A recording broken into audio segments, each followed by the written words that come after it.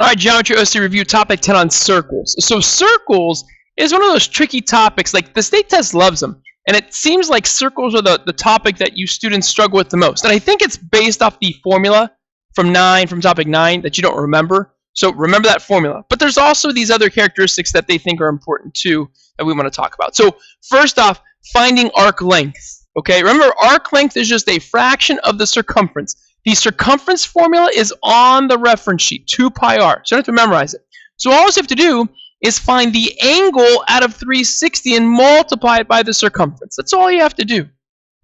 Okay? This is going to be a length like inches or feet, right? It's a length. We're not going to focus on radians. They don't care about radians. But this formula is not given right here. You have to know to take the angle out of 360 because the circle is 360. Same thing when you find the area of a sector. Again, it's just a fraction of the circle's area. So the area formula for a circle is pi r squared. It's on the formula sheet. So you just have to remember to take the angle and divide it by 360. Right? And again, it's just the part of the area, part of the circle's original area. Don't overcomplicate this concept. Okay. So then we have 10.2 on tangent lines. So again, you might see this, right? Remember that if a line's tangent to a circle where it intersects the radius, this is a right angle. Now you might see a picture like this where they draw this other segment out here. So remember that this C to P is a radius. So this C, to call this, let's call that A. This is also a radius, and then they would have to give you what A to, like, say this is R, not R, A to S. They'd have to give what A to S is. But you could use a right triangle here. But remember that these two lengths are both radii right there. And you would just add those two lengths together to get that full length. But again, I don't think you'll see tangents so much on the state test.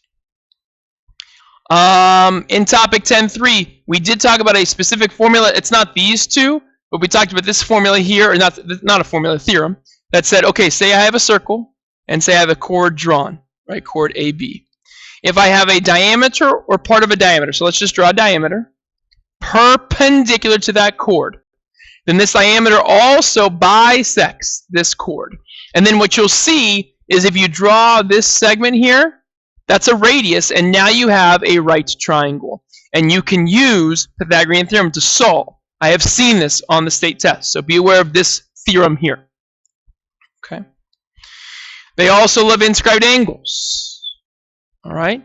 So they especially like this. An inscribed angles measures half of its arc, right? So in these pictures, all of these angles are inscribed angles because B is on the circle. It's going to be half of AC, half of AC, half of AC.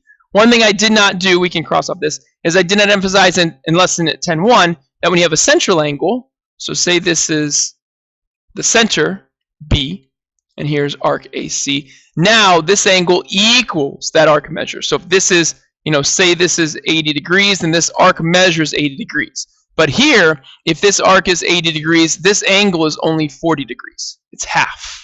That's a 40 degrees. They like this formula involving an inscribed, formula. They like this corollary involving an inscribed quadrilateral. So say you have a picture here, and you have a quadrilateral inscribed, right? So all four corners are touching, A, B, C, D. They love this idea that says that the opposite angles A and C are supplementary. So angle A plus angle C is 180. Same thing here with B and D. Angle B plus angle D is 180. So if you can remember that, that's a very specific thing to remember, but they do like that. Okay? And then we did not talk about 10.5, so you can ignore that. So there's topic 10. And again, do not take lightly circles. They do enjoy using circles.